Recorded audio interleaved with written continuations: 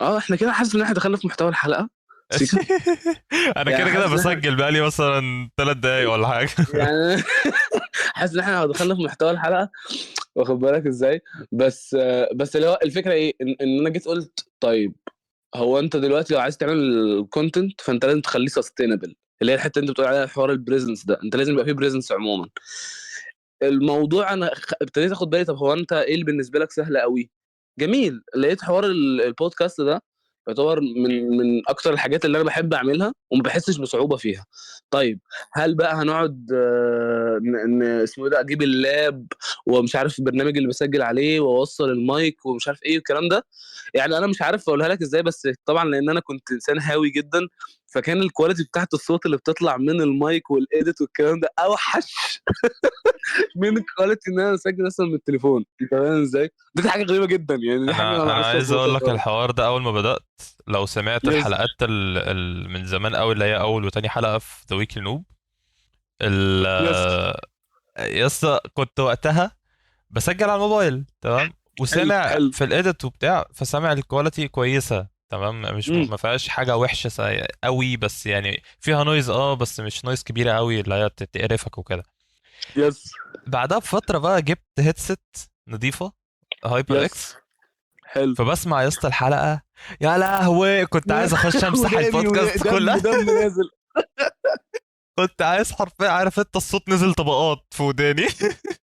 انا بقول لك، يعني انا بقول لك برضو اول حلقات مثلا في ايلوج وبتاع، انا ببص يا عم الحلقات دي اقسم بالله انا متاكد ان انا مسجلها بمايك، كنت جايب المايك، عارف انت اللي ب 200 جنيه ده، اللي هو اللي بيتعلق ده، عارفه؟ اه ده كنت جايبه وموصله باللاب. وبس انا بقى كنت دخلت، يعني بص، ما هي دي النقطه برضو، مم. انت دلوقتي انت واحد مش يعني انا مش بعتبر نفسي مثلا كونتنت كريتور، فاهم؟ لا انت مش كونتنت، مش دي السورس اوف انكم بتاعك، خلينا نتكلم كده.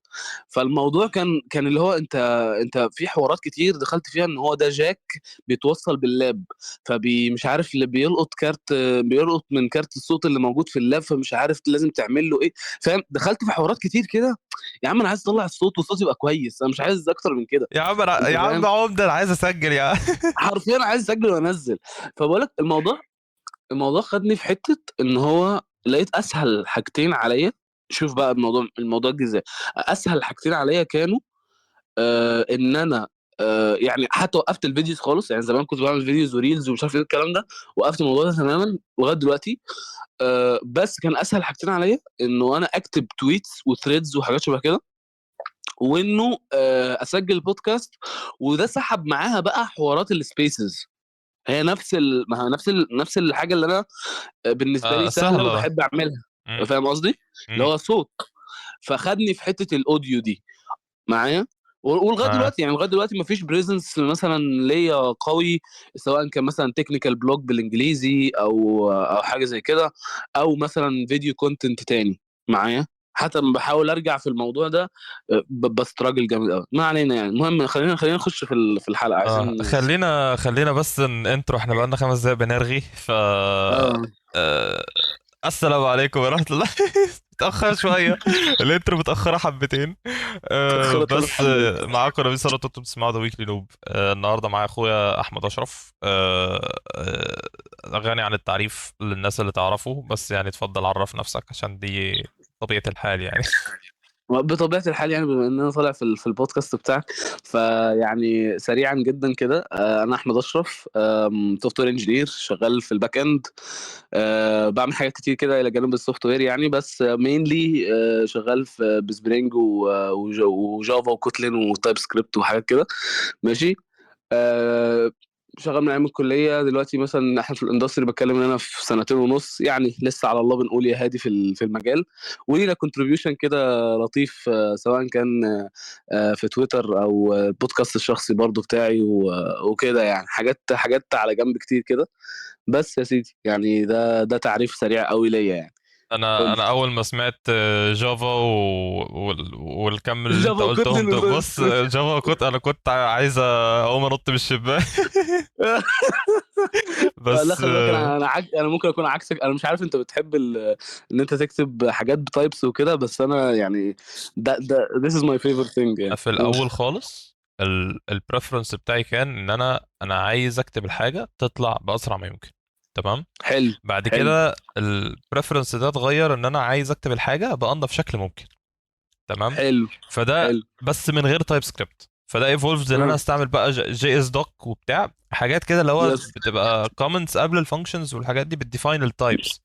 بس مهم. ما فيهاش انفورسمنت فعليا، يعني انت مش بتلاقي مثلا في بيلد ستيب محطوطه ان تايب سكريبت مثلا يترانسفورم الكلام ده كله بتاع الشغل ده، لا ما يس. كانش فيه. يس. ف يس. فيعني اللهم صل على النبي، بعد كده اكيد بسبب السوق وهكذا نطيت لتايب سكريبت. قعدت اشتغلت حلو. بيها سنتين، جيت بعد السنتين دول رجعت اكتب، حاولت ارجع اكتب حاجه بجافا سكريبت. كنت بكتب سكريبت حرف سكريبت، مش عارف، انا عندي شاشتين. فلما مهم. باخد في شورت كت في ويندوز كده، لما بتدوس ويندوز برنت سكرين بياخد مهم. سكرين شوت للشاشتين في فايل واحد، ويسيفهم في دايركتوري البيكتشرز في ويندوز. فانا ما حلو. كانش عاجبني الحوار ده، انا عايز ابريس البutton ده يطلع لي صورتين، الشاشه دي لوحدها والشاشه دي لوحدها. فعملت سكريبت. حلو. حلو. السكريبت كل اللي هي بتعمله ان هي بتواتش الدايركتوري بتاع الايمجز ده بتاع السكرين شوتس. مهم. واول ما تلاقي فايل دخل عليه الويدث مهم. بتاعه قد الشاشتين، بيقوم قاسمها نصين، الشاشتين نفس الدايمنشنز فبيقسمها نصين. يس. السكريبت دي عشان اكتبها انا كنت قاعد بعاني، كنت قاعد يا اسطى بص اقسم بالله ما كنت عارف انا الفاريبل اللي انا عامله من ثانيتين بالظبط ده سترينج ولا نل ولا ايه بالظبط. انا ما كنتش عارف ما انا كنتش كنت لسه اقول قادر لك كده على ابروسس اي فكره، انا حاجه. كنت لسه اقول لك انت ما اتلسعتش من حوار انه مفيش تايبس ده. اه ما كنتش عارف مفيش. بعد كده بعدها بفتره الموضوع ده ماشي راح لحاله. بعدها بفتره دخلت على كود بيس. الكود بيس كانت جافا سكريبت اونلي. مم. بص انا لعنت اليوم اللي دخلت فيه الكود بيس دي. انا كرهت حياتي.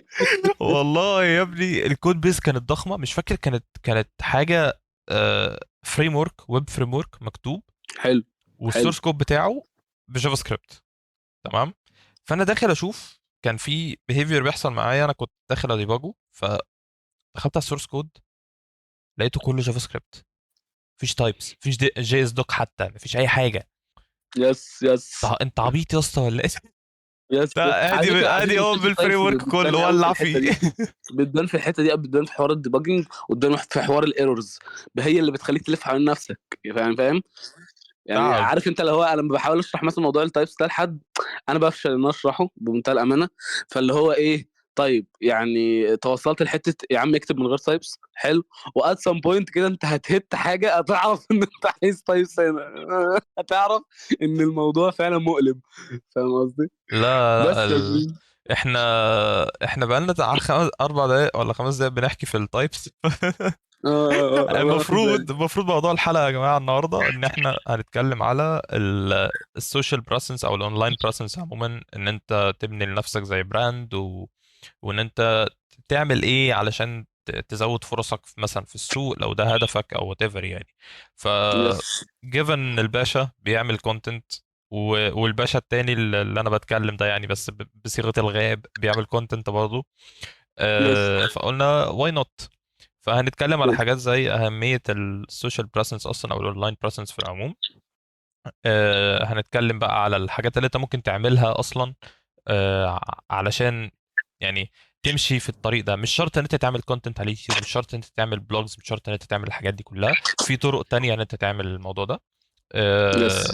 و يعني هن اكسبلور الموضوع ده كله. بس ليه اصلا ليه اصلا الواحد يدور ان هو يعمل لنفسه براند، او ان الواحد يدور ان هو يعمل لنفسه سوشيال بريسنس او وات ايفر يعني.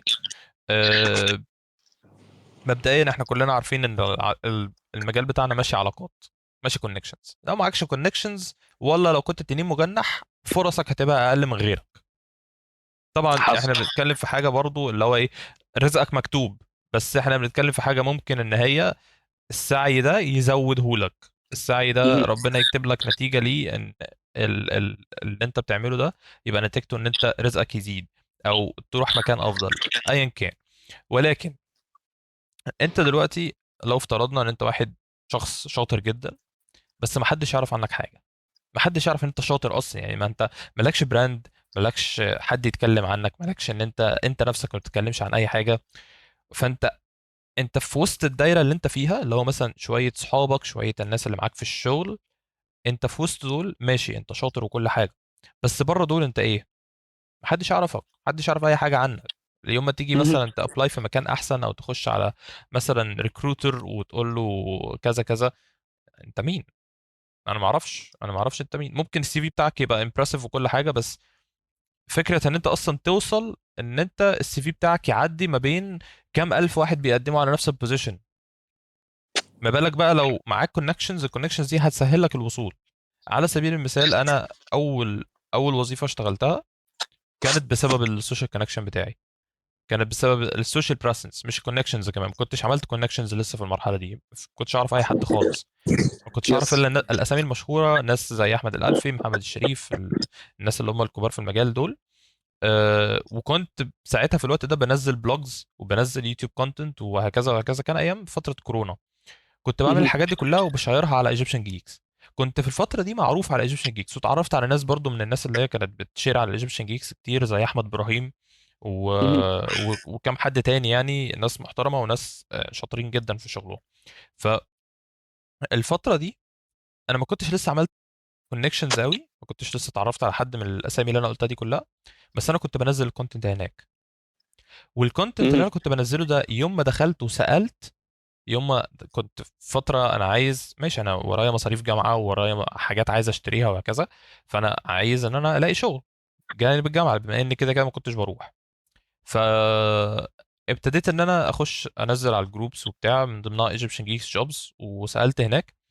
اغلب الريسبونسز اللي جات لي وقتها كانت جايه بسبب ان الناس شايفه الكونتنت اللي انا بنزله على الجروب، والناس شايفه مهم. الكونتنت اللي انا بعمله لما دخلوا على البورتفوليو مثلا على الويب سايت، لقوا كميه بلوجز ولقوا حاجات ادفانسد ولقوا فيديوهات ادفانسد وهكذا وهكذا. فلقوا ان في اثبات فعلا على الاكسبيرينس دي، مش مجرد ان هو هبعت له سي في ويبص فيه هو مش ضامن، لا هو لقى فعليا اثبات ان الشخص ده واحد قادر يشرح حاجه ادفانسد زي الكونسبتس اللي اتشرحت دي، وان هو قادر يبني حاجات زي دي، وان هو عامل البروجكتس دي لخ لخ. كل ده كان مجرد عن ان انا بنزل، عامل ويب سايت بنزل عليه البلوجز بتاعتي، وعامل يوتيوب شانل بنزل عليه فيديوهات. اه الفيديوهات قد تايم الكواليتي بتاعتها بالنسبه لي دلوقتي مش عجباني خالص، بس هي بالنسبه للوقت ده وبالنسبه للشخص اللي كان وقتها الفيديوهات دي كانت جامده جدا بالنسبه للليفل اللي مهم. انا كنت فيه وقتها. ف تاني وظيفة برضو الوظيفة اللي كانت في روبوستا ستوديو، دي كانت ساعتها برضو السبب فيها، السبب الأول والوحيد كان إن ساعتها في حد في الشركة كان عارفني بالاسم من كمية الحاجات اللي بنزلها، وهو كان واحد من مهم. الادمنز عموما. انا ما اعرفش هو حابب اسمه يذكر ولا لا يعني في الكونتكست ده، بس خلينا ما نقولش الاسم.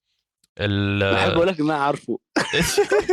ما غالبا كل اللي يسمع يعني بودكاست لا، عارفه. يعني انا بص، يعني انا اسف إن انا بفك دلوقتي، بس يعني انا عايز اقول لك ان هو الموضوع ممكن يكون متبادل وانت مش واخد بالك انه يعني كذا مره يتفتح الموضوع وانا بكون عارف ان هو بيتكلم عنك دلوقتي. فاهم قصدي؟ هو اه بيتكلم عنك، هو اه اللي بيضرب الاكزامبل دلوقتي، الاكزامبل بتاعك دلوقتي ده عارف انت اللي عايز اقول له، انت قصدك نبيل صح؟ قصدك نبيل، انا نبيل انا قال لي. حرفيا كل ايفنت اصحابي بيحضروها له يس. بلاقي اتنين منهم مثلا داخلين يقولوا بقول لك ايه، ده جاب سيرتك بص ده اه يس ده يس يس 100% بيتكلم عنك. يس. فيعني الحمد لله ده وقتها.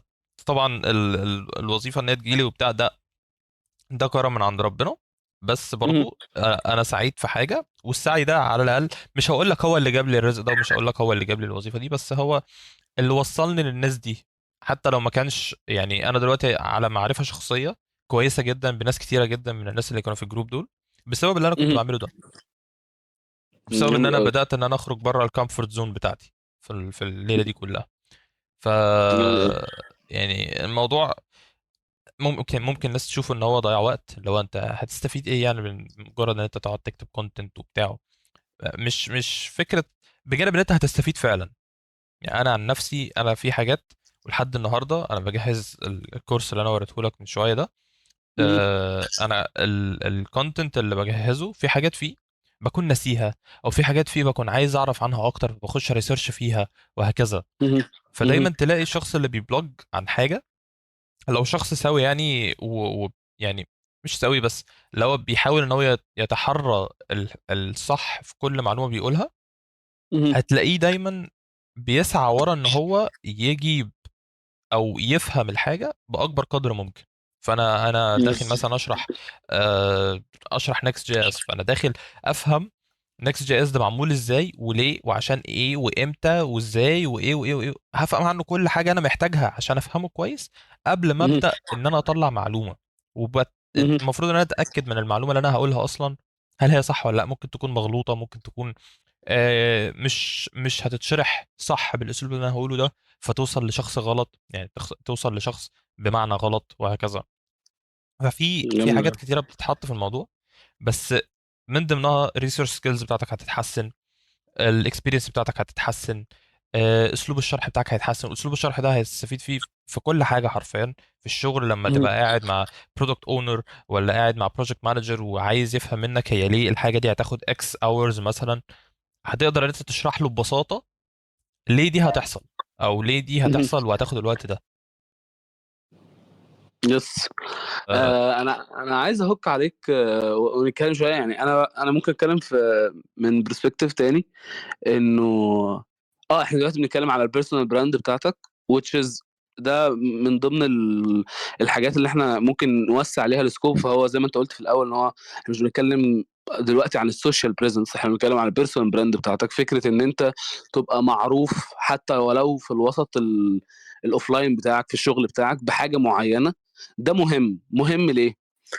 يعني انا اول حاجه هقدر اقولها في الحته دي، انه لو احنا افترضنا الحاجه التانيه، المثال التاني اللي هو انت قاعد تشتغل وبتشتغل جامد جدا، او انت انسان شاطر جدا في اللي انت بتعمله، بس انت متبع الطريقه التقليديه، ان هو عارف انت، انا شغلي بيتكلم عني. عارف الحته دي؟ اه. المشكله اللي بتحصل ايه؟ ان انت كده، انا بحسها، او بقيت بشوفها ازاي، بقيت بشوفها انت كده بتبوش ان حد تاني هو اللي يتكلم عنك، مش انت اللي تتكلم عن نفسك، او مش انت اللي تبان شغلك. في حين ان في حاجات، في اوقات كتير هو فعلا، ممكن ممكن تكون انت محظوظ مثلا شغال في مكان وهو يتكلم عنك، ماشي، او الناس تنوتس الكونتريبيوشن بتاعك بشكل ما او باخر. دي طريقه صح، بس دي مظبوط. طريقه محدوده جدا. دي طريقه انت لما نيجي نتكلم هنتكلم في حدود ايه؟ التيم بتاعك، التيم اللي انت بتتعامل معاه، شكرا على كده، صح. هتيجي مهم. توسع السكوب، مفيش. يعني انت هتيجي مثلا تقول طب ده انا دلوقتي مثلا، احنا دلوقتي مثلا في تك كوميونتي، او احنا دلوقتي شركات مختلفه، وانا عايز اروح من شركه للتانيه، او عايز اتحرك، او عايز يجي لي فرص، او كل الحاجات دي. هتيجي تبص من الناحيه التانيه، هو الشخص ده ما يعرفش عنك اي حاجه. هو يعرف عنك، هنيجي بقى للطرق التقليديه، يعرف عنك السي في مثلا، واخد بالك، يعرف لينكد ان بروفايل بتاعك، اللي فيه البروجكتس بتاعتك مثلا. دي طريقه قد تكون زي ما قلت لك محبذه لبعض الناس، ولكن حتى احنا هنا بنتكلم برضو عن سوشيال بريزنس، ان هو فكره انا بحط الحاجات بتاعتي على لينكد ان، انا بظبط السي في بتاعي، ده جزء من البيرسونال براند بالنسبه لي. هرميها في حته تانيه، اللي يمكن فرقت معايا قوي قوي بقى. يعني ودي فان ستوري كده انا عايز اقولها. انا عرفتك يا نبيل بالمناسبه، يعني انا عرفتك كشخص من ذا ويكلي نوب، انه مش فاكر ايه اللي حصل، بس وقع قصادي البودكاست. سمعت البودكاست، كنت معاك على الفيسبوك، واخد بالك، قعدنا نتكلم، مش عارف الكلام جاب بعضه. خلي بالك ان انا هنا بتكلم في نقطه ممكن الناس توقع منها قوي، اللي هو فكره انا لقيت حد انا انترستد بيه. يعني انا انترستد بالكاركتر اللي بيتكلم ده. انا حاسس ان احنا الاثنين عندنا شويه من الجولز، فاهم قصدي؟ لو احنا الاثنين ممكن نكون قريبين من بعض في السن، احنا الاثنين بنسعى لحاجه معينه سوا، كل واحد ماشي في طريقه. بس عارف، ده واحد شبهي، ده واحد احنا عايزين نبقى اصحاب، احنا عايز اكلمه، فاهم قصدي؟ ده ما كانش هيحصل يعني لو مثلا لو حاجه من الاثنين، يا اما نبيل مش موجود اصلا، يعني هو ملوش سوشيال بريزنس، فانا ما اعرفش كل الكلام ده عن نبيل. بالنسبه لي مثلا نبيل هو ماشي فلان الفلاني اللي شغال في الحته الفلانيه، او اللي في الكليه الفلانيه، وشكرا على كده. دي كانت نقطه. والنقطه الثانيه، انه لو انا ما كنتش برو اكتيف في حته انه اخش اتكلم او اقول لك ان البودكاست عاجبني، او الكلام يجيب بعضه، كانش زماننا دلوقتي احنا قاعدين بنتكلم مع بعض اصلا، فاهم؟ والانترستنج في الموضوع ده ان هو، انا بقول لك مثال، او بقول دلوقتي مثال عليا انا وانت. بس انا المثال ده متكرر معايا بشكل مرعب، واخد بالك. فكره انه انا في حد ممكن ما اكونش عارف اصلا ان هو اكزيست، واخد بالك ازاي، وفجاه الاقيه، وفجاه احس ان هو عنده او ما بيننا سيميلاريتيز كتيره، فانا عايز اكونكت معاه. ف... فنقعد نتكلم. ده حصلت، والعكس ابتدى يحصل معايا بقى، ان هو ايه، حد شايف ان انا بعمل حاجه معينه، او باكسبوز نفسي في حته معينه، فابتدي ريتش اوت ليا. الفكره دي قد تكون مؤرقاني، يعني يمكن اتكلمت عنها في البودكاست البيرسونال بتاعي كتير، اللي هي فكره ان انت تلاقي ناس انت عايز تبقى وسطهم، او فكره الدايره اللي انت عايز تحط نفسك فيها. فاهم قصدي؟ فكره الناس اللي شبهك. الفكره دي يمكن من افكار المؤرخين جدا، لانه زي ما قلت لك الطريقه التقليديه بتاعتها كانت ايه؟ الطريقه التقليديه بتاعتها ان انا اكسبوز نفسي في الكليه، وانا كنت الحمد لله مثلا ايام الكليه باكسبوز نفسي وايفنتس بقى وبتاع مش عارف ايه. بس برضو ما هو انت لما تشوف حد في ايفنت، او لما تشوف حد بيعمل حاجه، ده بياخد وقت كتير قوي عشان تعرف الهيستوري بتاع الشخص، او تعرف دماغ الشخص. بس انا بالنسبه لي انا سمعت ذا ويكلي نوب كذا حلقه، خلاص انا فاهم يعني انا ملقط دماغ نبيل، انا عاجبني الكاركتر خلاص، فيلا نتكلم. فاهم قصدي؟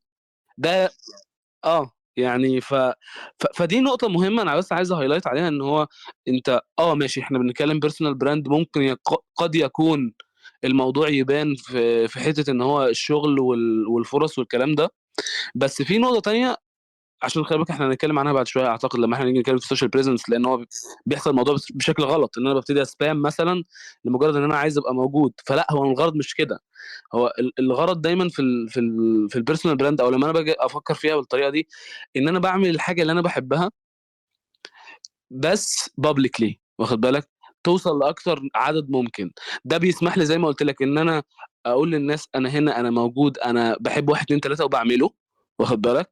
ومن ناحيه تانية انا لما بشوف حد بيعمل كده ببتدي ان انا اكتشفه، ببتدي ان انا اخش معاه في كونفرزيشن، او نبقى احنا الاثنين على نفس البيج او كده. فاهم الحته دي. اه انا عايز اقول يس. لك انا اصلا اتعرفت عليك اول يوم، اول مره شفتك فيها كانت تقريبا حد منزل ايفنت، او انت كنت مشير ايفنت على ايجيبشن جيكس برضو. كانت جوجل ديفلوبر ستودنت ستودنت كلوب. كلاب ايفنت. يس يس. فلما دخلت ساعتها قلت ايه ده، حد بيعمل حاجات حلوه كده، طب تعال نشوف. فدخلت البروفايل لقيته كله بقى سيشنز وبتاع وحاجات وناوي على بودكاست وناوي على بلوج وكده. ف ده يس. ايه ده طالب زيي طالب زيي وبيعمل كونتنت زيي ايه ده ايه ده إيه ده؟ لا ده انت تيجي بقى. فدي كانت بدايتها، وبالنسبه لي بدايه الكونتنت كانت بدايه ان انا اول حاجه انا بحب ان انا اقعد، انا رغاي فشخ، انا رغاي فشخ. سيم تمام. سيم لو سيم. حاجه لو حاجه انترستنج بالنسبه لي، بص انا مستعد اقعد ارغي فيها طول النهار، مش هزهق. فانا قلت سيم. طيب ليه بدل، يعني عارف انت يعني ليه ما شيرش المعلومات اللي معايا؟ انا معايا معلومات الحمد لله، معايا نولج، مهم. مهم. ومعايا لحد دلوقتي اكسبيرينس كويسه. طيب ليه ما شيرش الحاجه دي مثلا للشخص اللي لسه بيبدأ المجال، لسه ما يعرفش مثلا يعني ايه اصلا HTML، ما يعرفش اصلا يعني ايه لغه برمجه؟ ليه ما شيرش الحاجات دي بحيث ان انا اسهل على غيري الطريق؟ انا طريقي نعم. كان راندوم قوي، كان راندوم قوي قوي قوي بمعنى الكلمه. يس. يعني انا دخلت، يس. كنت في اعدادي دخلنا على فيجوال بيسك، فكان عندي حوالي 12 سنة أول ما عرفت يعني إيه كود ويعني إيه برمجة والشغل ده. بس الموضوع شدني أوي مهم. وقتها لأن أنا كنت نيرد كده كده فيلا. بس يس. لقيت إن فيجوال بيسك بقى وبتاع. بعد كده لقيت إن في المزرعة السعيدة والتشيتس بتاعت المزرعة السعيدة، طب دي بتتعمل إزاي؟ بعد كده طيب تشيت الهاكينج انجن ده بقى عبارة عن إيه؟ والكلام ده. اه تشيت انجن بقى والكلام ده بيتعمل ازاي، والهاكينج والمش عارف الريد هات والجراي يس. هات والشغل ده كله. فبعد كده دخلت بقى في ايه، ان انا عمال استكشف، لقيت مجالات كتير قوي قدامي من ضمنها الجيم ديفلوبمنت. مهم. فخلينا نبوز بس كده عشان الاذان، الاذان بيأذن عندي. اوكي. انت كده افتر ريكورد صح؟ لا لا مكمله عادي، هبقى اشيله في الايديتنج. اوكي. آه... انا دلوقتي جاي في دماغي بوينت عايز اقولها. انا صوتي عادي ان انا اكمل صح؟ اه الصوت عادي اه. خليني اهوك كده برضو على الموضوع، وارجع اكمل في حتة انه ليه الموضوع ده مهم.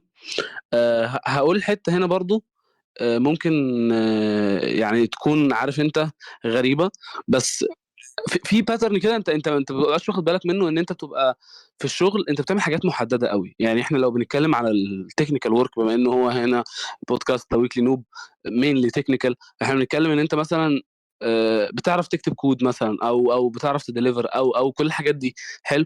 دي سكيلز محدده قوي، واخد بالك، زي ما قلت لك هتبان جوه الشغل، هتاخد ايفورت كبير قوي عشان تقدر تحول الموضوع ده ان هو يبان في سي في او يبان في انترفيو. وخد بقى عندك انه اي حد تاني بره في السبيس بتاعت التكنيكال دي ما يعرفش عنك الحاجات التانية دي. يعني انت زي ما انت قلت، انت ممكن تكون انسان بتحب تشرح جدا، واخد بالك، بتعرف تبريزنت جدا مثلا، او انت على جنب بتعمل سايد بروجكتس كتيره، او انت بترن كوميونتي معين وبتنزل ايفنتس والكلام ده كله، واخد بالك. ده نوع من انواع الحاجات اللي انت بتعرف تعملها، دي سكيلز عندك، واخد بالك ازاي انت بتعرف تعملها، اه. بس محدش يعرف ان انت بتعرف تعملها. فهنا بتيجي المشكله التانيه، انه اي حد لما بيجي يقع في المشكله، يعني مثلا انا دلوقتي عايز انا دلوقتي مثلا عايزين نعمل برزنتيشن حلو، او عايزين نعمل مم. ايفنت حلو. مين اول شخص هيجي في دماغي؟ ده سؤال اساله كده. مين اول شخص هيجي في دماغي؟ هيجي في دماغي شخص هو اكسبوز نفسه جدا لدرجه ان انا عارف ان الشخص ده بيعمل ايفنتس وبيعملها كويس. مهم. فده اول واحد انا اروح اكلمه مثلا، صح كده؟ نفس مظبوط. الفكره، انا جاي عايز حد معايا فرونت اند. انا جاي لي مثلا فريلانس بروجكت، او انا مثلا دلوقتي شغال في شركه وسينيور مثلا، فاحنا عايزين نعين فرونت اند. مين اول حد هيجي في بالي بقى قبل السايكل بتاعت السي في وقبل السايكل بتاعت الريفيرالز وقبل السايكل دي كلها؟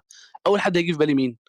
الناس اللي دايما اكسبوز نفسها او معلقه في دماغي لسبب ما او لاخر ان هو كويس في الفرونت اند، وانا عارف الحته دي. ده اول شخص هاجي انا اكلمه، اقول له طب بص، تعالى معانا، انا في عندنا بوزيشن مش عارف ايه كده. فتاني انت خلي بالك، انت في حاجتين هنا. انت عايز تبين اللي انت عارفه من باب انه انت بتشارك الموضوع ده، وان الناس كلها تبقى عارفه ان الموضوع ده انت عارفه وبتحب تعمله، بغض النظر انت بتقدر تعمله كويس او لا، دي قصه تانية. والنقطه التانية انه انت بتحاول تستيك في دماغ الناس اللي حواليك بحاجه معينه.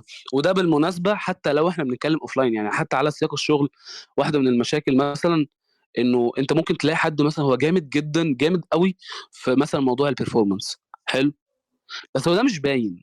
يعني ده مش باين باي شكل من الاشكال، اللي يعني دي حاجه عارف انت كده، هو بيعملها على استحياء، ومثلا يعدل مثلا في البي ار، ولا يعمل بي ار كده في الخفاء، واخد بالك ازاي، يعمل لها ميرج. وهو مع انه هو مثلا ممكن يكون بيعمل، عارف انت يا ابني ايه اللي انت بتعمله ده؟ انت بتعمل عظمه، فاهم؟ انت مثلا قللت السرعه مش عارف من كام لكام، وحسنت الدنيا والقصه دي، بس ما حدش عارف.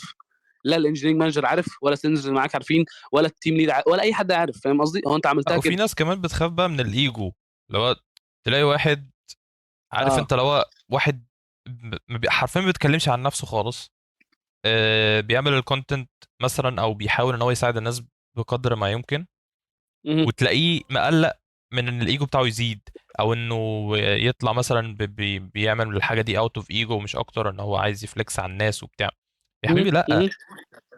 انت في مجالنا ده، انت لو ما عندكش ايجو خالص في اي مجال، اي مجال اللي علاقه بالتكنولوجيا او الساينس او الحاجات دي، لو ما عندكش ايجو خالص، تمام، مش هيبقى عندك الجرأة ان انت تتكلم عن الحاجه اللي انت بتعملها. هتقلق، هتقول طب ما أنا لو نزلت الكلام ده ممكن الناس تفتكرني ان انا بشوف ده انا بعمل ايه ونازل افرض مهم. نفسي على الناس وبتاع. والكلام مهم. ده في ناس فعلا قالته لي، يعني في ناس قالت لي ان هم لما بيجي يسجل حاجه او بتاع، او لما بيجي حد يقول له اشرح لي حاجه، بيبقى خايف ان هو، عارف انت، تتفهم غلط، ان هو عنده ايجو عالي او بتاع. الموضوع مش مهم. كده خالص. انت لو شخص عندك ايجو عالي فعلا، حتى لو عندك ايجو عالي جدا وبتعمل كونتنت، الكونتنت ده الناس مستفيده بيه، محدش، بص اقسم بالله ما حد هيتكلم عليك، محدش هيتكلم لا عليك لا، بحاجه خد غلط. عندك حاجه، خد تمام. عندك حاجه تانية يعني. انا بحس ان الكونتنت، لو احنا بنتكلم تحديدا دلوقتي عن حته الكونتنت، فكره ان انا اشارك حاجه، يعني اقول لك على حاجه واحده من ضمن مم. برضو المميزات، لو احنا تاني بنتكلم لسه في اول بوينت بتاعتنا، ان انت ليه مهم يبقى عندك بيرسونال براند، وحط جنبيها كده سوشيال بريزنس للحاجات اللي انت تعرفها او بتعرف تعملها. واحده من ضمن الحاجات المفيده قوي كانت بالنسبه لي، انت اولا دي طريقه من ضمن اقوى الطرق اللي انت تتعلم بيها حاجات كتير عن نفسك، وحاجات كتير انت بتعملها غلط، واخد بالك منهم الموضوع ده. يعني منهم ان انت ممكن تكون في الاول داخل دخلة انه بطريقه معينه، داخل دخلة الاكسبرت مثلا، ودي برضو ممكن نبقى نتكلم عنها شويه لما نيجي نتكلم عن الطرق بقى بتاعت البيرسونال براندنج. بس انت داخل دخلة الاكسبرت، يعني انت داخل دخلة انه ازيكم يا شباب، انا النهارده جاي اعلمكم كذا كذا كذا، حلو. فطريقتك كانت اسيرتيف شويه، فطريقتك كانت اجريسيف شويه. انا اقول لك، يعني انا اضمن لك انه الكونتنت ده لو اتشاف، واخد بالك، هو هيجي عليه هيت بشكل ما او باخر، حلو كده. لو انت انسان بتعمل الحاجه دي فعلا زي ما احنا بنقول بيرسونال براند، انا عايز استفيد من الموضوع ده قدر الامكان، انا هتعلم من ده. يعني انا لما حد يجي يقول لي احمد انت بتتكلم بطريقه متعجرفه جدا، فاهم قصدي؟ انت بتتكلم ليه كده؟ فاهم قصدي؟ انا هقف. انت مش هتقول فبلطجني. له انت ليه قلت كده، انت هتقف عند الحته دي. هو انا فعلا الطريقه بتاعتي ممكن تبان اجريسيف؟ طب انا ممكن اعمل ايه في البيس اوف كونتنت الجايه او في البريزنس بتاعي بشكل ما ان هو ما يبانش كده؟ فاهم قصدي؟ ولا انا لا، انا شايف انه انا مش متعجرف او حاجه، بس هي انا اتفهمت كده عايز اقول فخلاص لك احنا مكملين. الحوار ده يس سبجكتيف قوي قوي قوي قوي قوي، يس لدرجه يس. ان في واحد صاحبي في الشغل، اول ما دخل الشركه اتقال مهم. له نصا اتقال له نصا من كذا حد في الشركه ان هو مهم. اجريسيف جدا. الواد مش مهم. اجريسيف، الواد عارف انت الشخص اللي هو بيتكلم بصوت عالي شويه، اللي هو بصوت عالي مرح، اللي هو انت مهم. بتتكلم معاه انت مبسوط وانت بتتكلم معاه، هو مهم. صوته عالي مثلا مهم. بس انت مبسوط وانت بتتكلم معاه، وبيضحك يس. كتير وبتاع. ده شخص انا كنبيل، انا اول ما اتعرفت عليه يسطا في الشركه كنت بص مهم. في غايه السعاده، لحد ما يس. اكتشفت لقيته بيقول لي على كذا حد including الاتش ار قالوا لي ان انا تو اجريسيف ومحتاجه أليمت الموضوع شويه. أليمت ايه؟ مهم. عارف انت الواد مهم. يومها شك في نفسه، لا تليمت ايه؟ مفيش. لعلمك انا كان في سيميلار بروبلم كنت انا واقع فيها. يعني انا مش عارف انت ممكن تكون ملاحظ الموضوع ده لا ولا لا يا نبيل، بس انا من النوع اللي ممكن تحس ان انا انفعالي شويه، فاهم قصدي؟ ودي انا خدت بالي منها فيري ايرلي، انه في ناس ممكن تبتدي تفهم ان انا انفعالي ده ان انا مثلا متعصب، واخد بالك؟ او اه، تفهم ان انا اجريسيف او كل هو يسمعوا الحاجات دي. الضحكه بس. اه لا فانا اقول لك على حاجه. انت عارف ان انا يعني من ضمن الحاجات اللي كانت في الاكشن ايتمز بتاعتي ان انا لما بتعامل مع حد لاول مره وبعدين احس نفسي ان انا انفعلت، او يعني ان الطريقه بتاعتي ابتدت تكون انفعاليه، هي بطبيعتها انفعاليه. يعني انا بطبيعتي، انت مثلا لو احنا في الحقيقه دلوقتي هتلاقيني بتكلم بايديا ورجليا، فاهم؟ اللي هو انت اه. جسمك كله بيتكلم، مش انت بس اللي بتتكلم. ف ف فمثلا كان بيجي لي دايما، عارف انت الكومنتس بتاعت ايه؟ هو انت متعصب ليه دلوقتي؟ طيب ما تهدى، فاهم؟ فابتديت ان انا لا ابتديت ان انا في اول الكلام والله بجد، يعني دي من ضمن الحاجات برضو. وزي ما قلت لك عشان كده انا بتكلم بيرسونال براند از امبريلا كبيره، مش بس السوشيال بريزنس، واخد بالك ازاي؟ انه دي حاجه مثلا من ضمن الحاجات اللي هو تمام. انا دلوقتي ده كومنت بيجي حلو، فابتديت ان انا اول كل كونفرزيشن، واخد بالك ازاي؟ لما ابتدي احس ان الموضوع ده انا ببتدي اعمله، بروح جاي قايل له على فكره مش متعصب دلوقتي، بس انا طريقتي كده دايما بحب اكسبلين ماي سيلف اكتر ومش عارف ايه بتاع، فاهم؟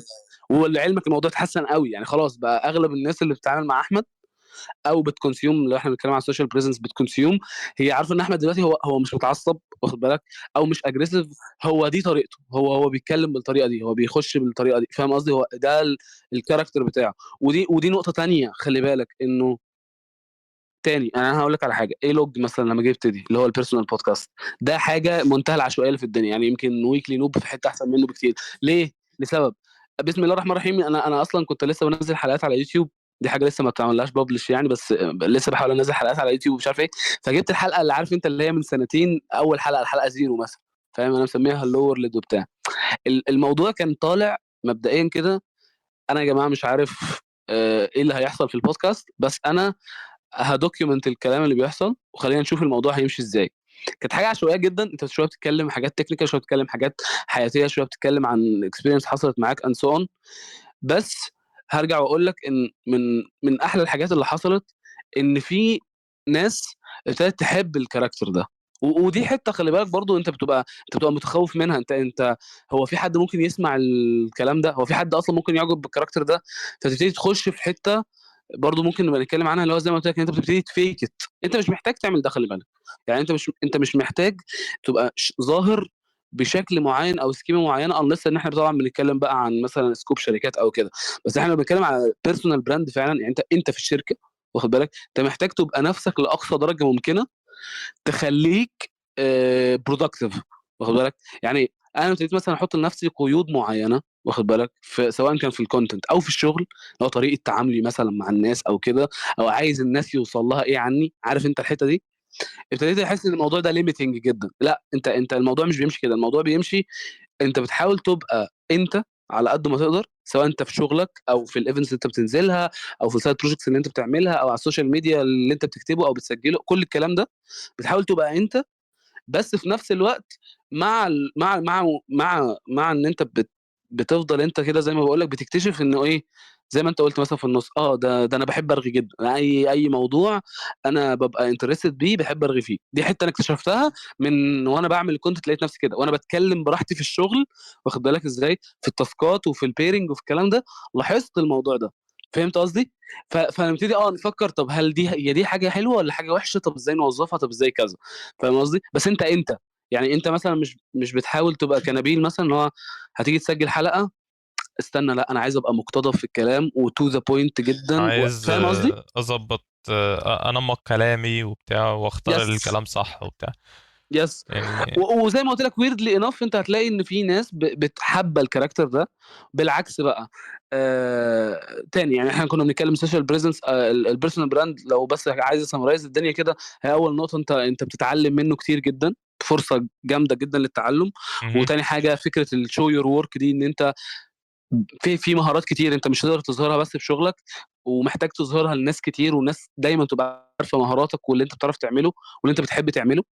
والنقطه مهم. الثالثه اللي انا هقول لك عليها، ان انت زي ما قلت لك، انت ويردلي انف بتلاقي ناس لايك مايندد، حابه اللي انت بتعمله فبتكونكت معاك. وده بقى بياخدنا النقطه الرابعه، ده بيفتح فرص لا نهائيه. واخد بالك ازاي؟ فرص اه. ان انت تعرف ناس جديده، فرص ان انت تقابل ناس جديده، فرص ان انتوا تشتغل في مكان تاني، فرص ان انت يتفتح عليك اصلا. يعني احنا بنتكلم برضو تاني، انا عارف ان احنا، عارف في مصر كده بيبقى من ضمن الحاجات اللي شغاله بالنا قوي موضوع الفلوس دايما. واخد بالك؟ ف... فماشي، لو انت واخدها بس كده، واخد بالك، ده somehow مشكلته ان هو اندايركت بس ده somehow بيفتح عليك فرص كتير.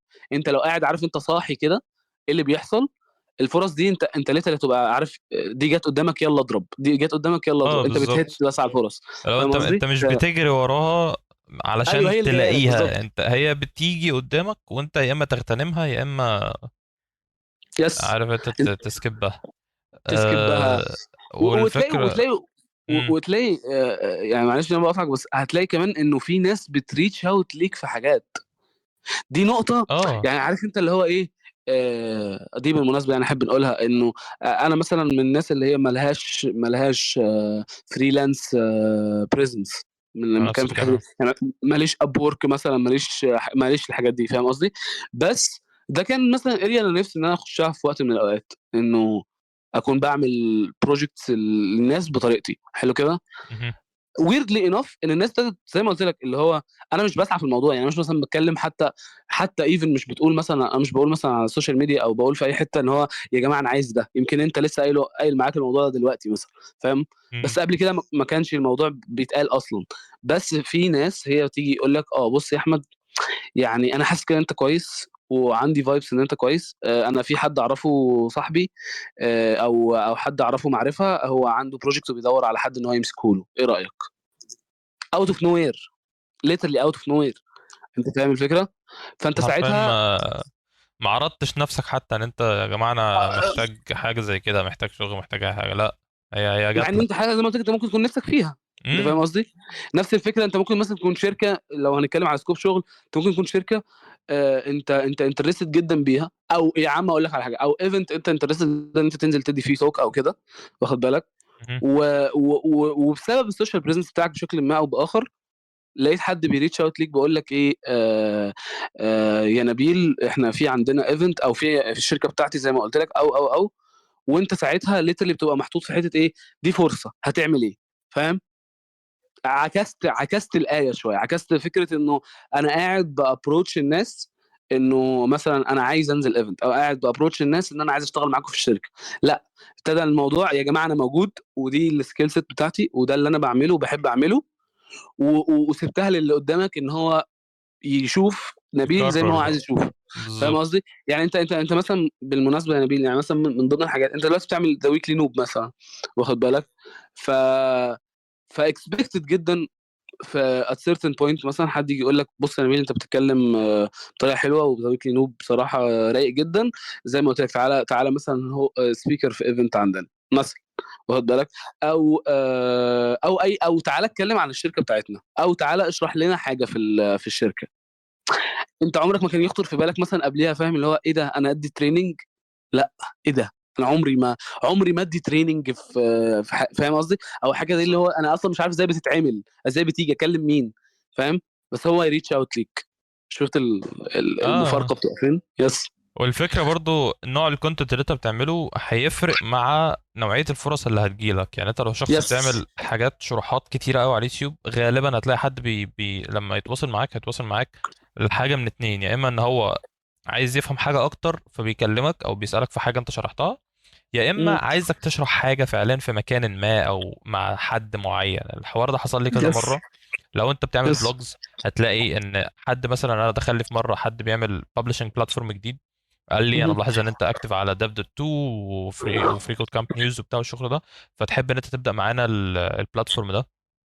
انا وقتها ما جامد قوي. كنتش يعني ما كنتش فاضي وما كنتش متوفر ان انا اعمل كونتنت خاص لنفسي حتى، فما بداتش معاه. بس حد عموما جه كلمني على حاجه زي كده وحصلت كذا مره. لو بتعمل لو بتعمل بودكاست مثلا، هتلاقي حد جاي يكلمك مثلا ما تيجي نعمل حاجه سوا، مهم. زي ما حصل معاك. انا لقيتك بتعمل بودكاست ولقيتك بتعمل كونتنت، يس. وانا بعمل يس. بودكاست وبعمل كونتنت. طب ما نكولابوريت نعمل حاجه. عرفت؟ دي حاجه جميله جدا على فكره، يعني دي اه. حاجه جميله جدا. وبعدين زي ما قلت لك، انت ممكن نكون احنا دلوقتي اللي بيسمع يجي له الفايبس بتاعت ان احنا بنتكلم عن اللي بيحصل معانا. بس جيس وات، انا كميه الناس اللي ما كانتش مثلا بتكسبوز نفسها وبقت بتكسبوز نفسها، مهم. وحصل معاها نفس الباترن ده بشكل ما او باخر، مرعبه، واخد بالك؟ اه. فحرام يعني. عارف انت اللي هو الجمله بتاعت اللي هو النولج اللي ما بتعملهاش شير هي ويستد نولج. مهم. عارف انت الجمله دي؟ هي, وعايز هي اقول نفس لك احنا الفكره. يعني ما بنتكلمش من فراغ. يعني انا اعرف ناس بجد شطار جدا جدا جدا جدا جدا، بس مهم. حرفيا ستك في المكان اللي هم فيه وهم مش حابينه، مهم. بسبب ان هم مش عارفين مهم. يوصلوا لفرصة كويسة او فرصة احسن. مهم. من ضمن عوامل ده ان هو حرفيا هو شخص انطوائي مهم. وما بيخرجش بره الكومفورت زون بتاعته. مهم. انا برضه على فكره شخص انطوائي فشخ. انا مثلا ما بنزلش من البيت، ما عارف انت، اغلب يس. الايفنتات ما بروحهاش، اغلب النزولات ما بروحهاش، اعتقد وهكذا. اعتقد اغلب الناس، يعني اغلب الناس في التكنيكال بتعاني من هذه اه. ف المعضله شويه. يعني ف عارف انت اللي احنا رحنا للماشينز عشان افتكرنا ان هي هتعامل معاها بس، بعدين اكتشفت ان الموضوع طلع ان هو في لا، ده في ايه في ده ايه ده بيبل ايه ده سكيلز ده فيها كتير ده فيها قوي. طب بشر، ليه يا لا لا جماعه؟ لا. كسر لا يا الموضوع. جماعه، دي مش سكتي خالص، يعني انتوا ليه بتعملوا فيا كده؟ واخد بالك ف- ازاي؟ اسمه إيه ده؟ فهو الشخص ده وكذا شخص على فكره، مش شخص واحد بس، شخص شاطر مهم. جدا، بس مهم. الفرص اللي بتجيله مش احسن من اللي هو فيها، مع ان اللي هو فيها مش كويسه، مهم. بسبب ان هو مهم. حرفيا ما حدش يعرفه. يوم ما بريكومند، ماشي عنده اكسبيرينس قد كده وكل حاجه، بس انا مش شايف ده. السي في بس هو اللي بيتكلم عنه، والسي في ده يس. علشان يوصل لمكان ما محتاج يعدي ما مهم. بين آلاف الاشخاص. مهم. ولو عندك كونكشن هيبقى عن طريق الكونكشن ده، لو ما فيش فرصه من خلال الكونكشن ده خلاص، فانت ما ما انا فيش انا شبه هاجي ما فيش لك هنا في فرص. حته تانية. انت خلي بالك يعني تاني. انا مثلا لو بعتبر ان انا وانت دلوقتي كونكشنز، حلو. انت مهم. عارفني وعارف عني حاجات، وانا عارفك وعارف عنك حاجات، وعارف شغلك. يعني انا عارف بديل، وعارف البروجكت سايد بروجكتس اللي انت كنت عامل لها لانش قبل كده، وعارف الفيديوز اللي انت كنت بتشرح فيها جافا سكريبت. فاهم قصدي؟ ف... ده انا ده لو ما اعرفوش، انت مش هتبقى كونكشن اصلا. بالظبط. فدي اه. هياخدنا في حته تانية. انت هتبقى كونكشن لو انا حطيت نفسي انا كونكشن في الشركه اللي انا فيها، حلو. ده مهم. جميل، هيديك اكسبوجر شويه، ممكن تعرف ناس كتير في الشركه لو انت مركز على ده. بس زي ما قلت لك، للاسف ان الموضوع مش بيتم كده. هو الموضوع بيتم ان انت بتحط نفسك في قوقعه مهم. جوه التيم بتاعك او جوه التاسك بتاعتك. محدش بيعرف اللي انت عملته حتى في الشركه، ودي اه مشكله. بالظبط. انا اقدر اقول لك ان انا حاطط ايدي عليها فعليا جوه، يعني جوه شغلي داي تو داي. انت بتلاقي ناس. انا هقول لك على حاجه، انا في الشغل بالمناسبه يعني ما اقدرش اقول على نفسي باي شكل من الاشكال ان انا اجمد حد في التيم بتاعي حتى، واخد مهم. بالك؟ بس دي حته بالنسبه لي مريحه. بس نرجع للحته بتاعتنا، انه الناس اللي انا بشوفها، انت بتعمل حاجه، يا الهي يا الهي على الروعه يا عم، بس محدش عارف. فاهم؟ محدش عارف. اه محدش عارف. هو انا وانت بس اللي عارفين دلوقتي. انا عرفت بالصدفه عشان كنت بعمل لك كود ريفيو، فاهم؟ بس.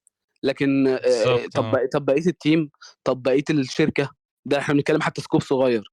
طب ما بالك بقى لو انا بتتكلم كونكشن؟ ما هو انت هي الكونكشنز بتحصل ازاي؟ هو انت واحد احتكيت بيه فتره، او شفت شغله فتره، فبقى خلاص انت عارف عنه حاجات، فبقى امم. كونكشن. واخد بالك؟ فانا تاني مثلا انا ماشي يا عم، انا معتمد على الكونكشنز بتاعتي، ماليش اي سوشيال بريزنس. واخد بالك؟ مهم. بس انا مكتفي زي ما قلت لك بالقوقعه بتاعتي جوه الشركه، حتى بالتيم بتاعي. واخد بالك بالظبط ازاي؟ اه. فخلاص انت بقت البوسيبيليتي بتاعتنا اللي احنا بنتكلم فيها ايه؟ اي شركه انا اشتغلت فيها التيم بتاعها عارفني، التيم بتاعها ده لو راح في حته تانية ممكن يجيب لي فرصه. مهم. وتشيز ده زي ما قلت لك، احنا بنلعب دلوقتي في البروبابيلتي بتاعت ده ان هو يفتح لك فرص عامله ازاي دلوقتي. بالظبط اه. فاهمني؟ فحاسس ان احنا آه، طولنا شويه في حته الواي دي. بص احنا اتكلمنا عن آه... الواي واتكلمنا عن نتائجها المحتملة يعني يعني اتكلمنا على كذا حاجة، بس احنا عشان بس معانا 10 دقايق، فاحنا ممكن نتكلم بقى عن الطرق او 10 دقائق؟ اه. انت متفاجئني ليه دلوقتي كده 10 دقائق؟ لا انا لسه عندي كتير في الحته بتاعت انا لسه السوشيال عندي بيزنس. كتير، سيم سيم اه سيم، اه بس اه يعني نعمل انا بارت حاسس 2 ان بقى. دلوقتي خلي بالك احنا، يعني احنا اتكلمنا، قد يبان برضو الموضوع للبعض لغايه دلوقتي ان احنا اتكلمنا في الحاجه اللي عارف انت المعروفه، كله عارف ان هو لازم يبقى عنده بيرسونال براند. واخد بالك؟ بس احنا عايز عملنا اقول لك هيتنج على فكرة، شويه على كام مش بوينت. الكل خالص، مش الكل امم خالص، واللي امم عارف كده ما مش عارف ازاي يعمله. ايوه، ما ف ده اللي احنا عايزين نتكلم فيه بقى. اه يس. فمن ضمن صورها عموما اللي احنا قلناه كده كده، ان انت تعمل بلوج مثلا، سواء هتنزل الارتكلز بتاعتك على dev.to، سواء هتنزل على بيرسونال ويب سايت زي حالاتي كده، سواء هتنزل في ايا كان الببلشنج بلاتفورم اللي انت هتبعت عليه. فدي امم طريقة.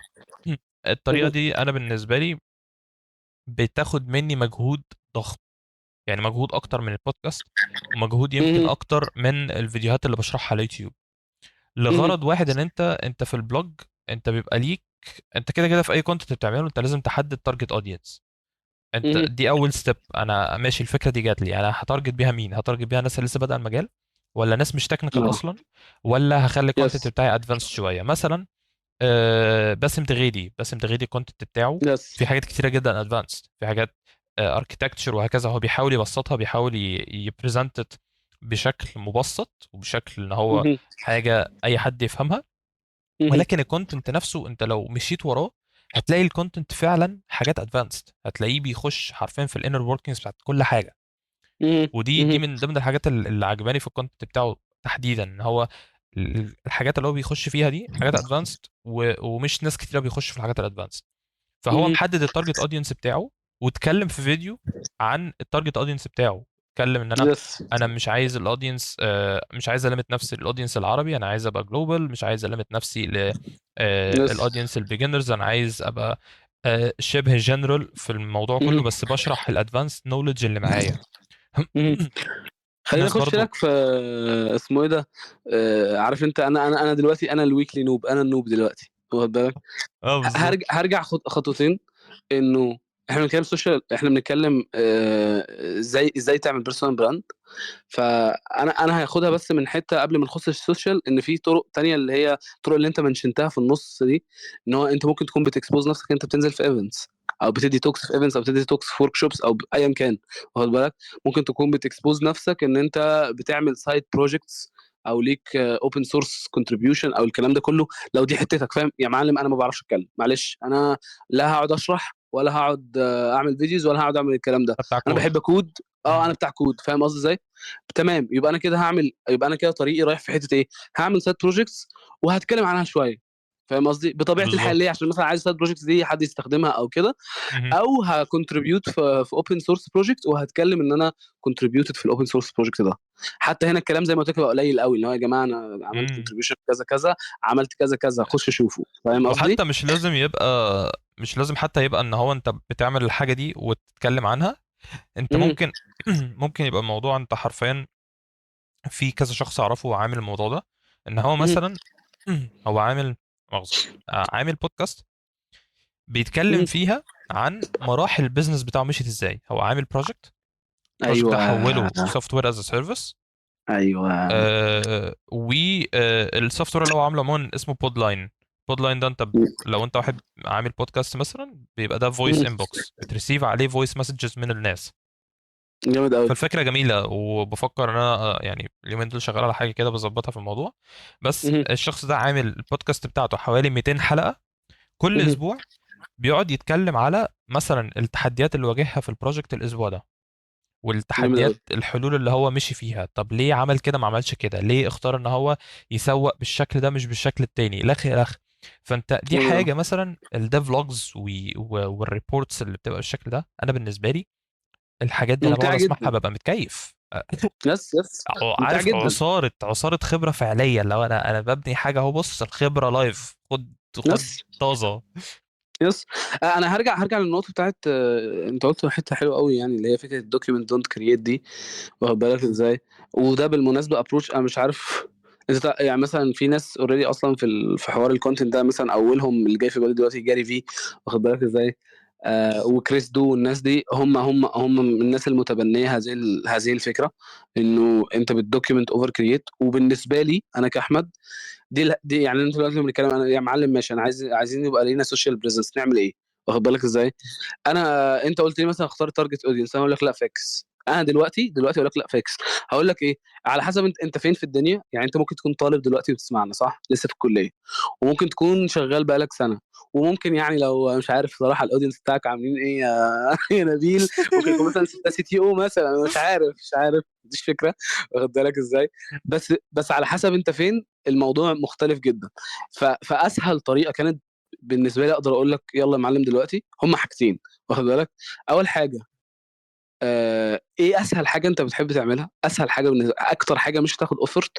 يعني انت دلوقتي ما بينكم لما كنا بنتكلم، انت بتحب تتكلم وانا بحب اتكلم صح؟ فانا اسهل حاجه عليا اكتشفتها زي ما قلت لك موضوع مثلا الاوديو، واخد بالك؟ ان انا اتكلم، واخد بالك؟ ده بالظبط درايف اه. ايه، درايف ان في ايه لوج، ان في سبيسز بتتفتح في قهوه المبرمجين، في حاجات كتير جايه في السكه دي، واخد بالك؟ مهم. ليه؟ لان اي ريلايزد ان دي الحته اللي انا بحب اعملها، وفي نفس الوقت هي سهله جدا عليا، سهله جدا كايفورت. مهم. خلي بالك انت، الحوار ان انت يبقى ليك سوشيال بريزنس از لونج تيرم ثينج. يعني احنا كل اه الحاجات اللي احنا كنا 100% بنتكلم فيها، انفستمنت طويله اه. انا كل الحاجات اللي احنا بنتكلم فيها مش ما قلتلكش مثلا هيجي لك فلوس من يوتيوب، فاهم؟ لا، ما هي مش كده، ما بتتحسبش كده يا صاحبي خالص. هي احنا كل اللي احنا بنتكلم فيه ان انت اكنك بتهيت في الفويد، فده بيجيب لك فرص، فانت كمان بتحط مجهود في الفرص دي عشان تشوف هي هتخدمك ازاي، فاهمني؟ فده محتاج يبقى سستينبل جدا، محتاج يبقى سستينبل يعني مستمر، و... وفي تطور بشكل ما. ازاي انا هعمل كده؟ انا بقول لك اول حاجه انا ممكن اقولها لاي حد، انه ايه اسهل حاجه انت بتحب تعملها؟ انت واحد يا عم في الطبيعي بتاعك بتحب تعمل ايه؟ في التيم بتاعك جوه الشغل بتحب تعمل ايه؟ انا واحد في التيم بتاعي كل يومين بعمل لهم انفو سيشن، واخد بالك ازاي؟ اجيب لهم انفو سيشن واجمع الانجينيرز، وحتى لما منزل الشركه نقعد مع بعض واقعد اشرح لهم حاجه، واخد بالك؟ فتمام، يبقى انا كده الحته دي ازاي اخليها اونلاين؟ فاهم قصدي؟ او ايه بالظبط إيه اه. اللي اونلاين موجود شبهها فانا ممكن امشي فيه؟ دي مثلا طريقه. واحد تاني مهم. يجي يقول لك لا يا معلم بص، انا بلاقي ان انا اغلب الوقت في الشركه بقعد اكتب دوكيومنتس كتير قوي. انا شايف انت النولج بيز بتاعت الشركه في كونفلونس دي، مم. انا يعني 90% منها انا اللي كاتبه. بقعد اعمل بقى هاو توز واكتب وان بيج بتشرح مش عارف ايه وبتاع. جميل، يبقى انت كده اصلا اسهل حاجه بالنسبه لك هي الكتابه، مش ان انت تسجل بودكاست. انت ممكن يكون تسجيل البودكاست بالنسبه لك اه عنيف جدا، فاهم قصدي؟ اللي هو يا بالظبط اه. هتكلم ازاي وهقول ايه وبتاع. فتمام هتمشي في الكتابه، فاهم قصدي؟ فدي اول نقطه. ايه اكتر حاجه سهله ليك او انت اوريدي اصلا بتعملها في الدي تو دي لايف بتاعك، بس محتاج ان انت تكسبوزها؟ واخد بالك؟ دي نقطه. بالظبط. تاني مهم. نقطه، فكك من التارجت اودينس في الاول، يعني صراحه، لسبب لان انت في الاول زي ما قلت لك، لو قعدنا نفكر في تارجت اودينس كل واحد هيبتدي يستراجل فيها بشكل ما. لو انا طالب فاقول لك يعني انا لسه في اولى، يعني مين تارجت اودينس ما اعرفش، بص هو انت لو فاهم قصدي؟ بتكسبيرمنت فعلا يعني، او لسه ايوه. عارف انت بتجرب، فانت غالبا التارجت اودينس بتاعك هيبقى انت واصحابك والناس اللي في نفس المرحله اللي انت فيها. اللي هو مثلا انا لما بدات انا كنت طالب، فانا ايوه. كان الكونتنت بتاعي كله فوكست على الطلبه، سواء حلو. البودكاست سواء البلوجز سواء اليوتيوب. كانت كلها حاجات فوكست على البيسكس، وكلها حاجات فوكست مهم. على ان انا الشخص اللي انا بوجه له المعلومه ده هو مهم. زيي، انا وهو مهم. في نفس المستوى، انا وهو في نفس مثلا المرحله. مهم. مهم. أه بس فالموضوع يعني الموضوع في البدايات بيبقى رخم، بس احنا sadly out of time. فاحنا ممكن الحلقه الجايه نتكلم بقى على ازاي تبني السوشيال بريسنس بتاعك وازاي تمينتين السوشيال بريسنس ده. لان زي ما قلنا هو حاجه بتاخد effort وحاجه بتحتاج تبقى sustainable. فهنتكلم على هي ازاي ازاي بنبداها وازاي نمينتينها. وان شاء الله الحلقه دي تنزل الاسبوع ده والحلقه الجايه تنزل الاسبوع الجاي يا عم، بس كده يعني ان شاء الله. جامد جدا، جامد جدا. اتمنى الناس اللي تكون سمعتنا تكون انبسطت يعني، وانت تكون انبسطت، دي حاجه. انا عن نفسي مبسوط.